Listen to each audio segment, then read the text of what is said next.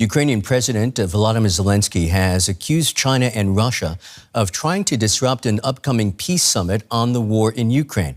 Zelenskyy said Beijing is pressuring other nations not to attend. He was speaking at the Shangri-La Dialogue conference in Singapore with defense ministers from around the world present. It is only the second time Zelenskyy has traveled to Asia since Russia launched its full-scale invasion. Zelenskyy said more than 100 countries and organizations had signed up to the peace summit taking place in Switzerland this month and urged Asia-Pacific nations to join them. We are disappointed that some world leaders have not yet confirmed their participation in the peace summit. Unfortunately, there are also attempts to disrupt the summit. We do not want to believe that this is a desire for monopolistic power in the world to deny the global community the opportunity to decide on war and peace and to leave this power in the hands of one or two. Let's get more on this from DW correspondent Georg Matthes, who joins us now from Singapore. Georg, Zelenskyy says some countries are attempting to disrupt the upcoming peace summit. What's behind this?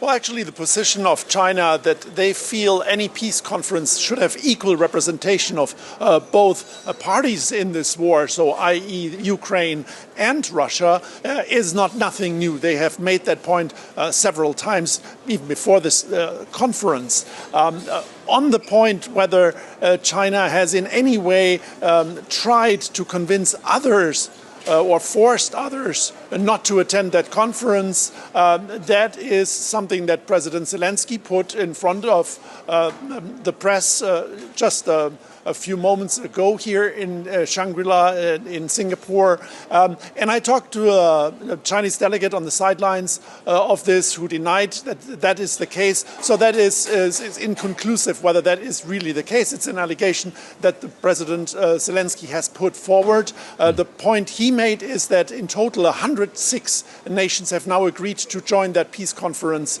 in Switzerland. We understand another significant issue discussed at this summit was the tension between China and Taiwan. Can you tell us more about that? Yeah, I would say, obviously you had the Chinese and the American defense minister here in Singapore. And when it comes to the Strait of Taiwan, I think the classical arguments we have seen in the past have been exchanged here.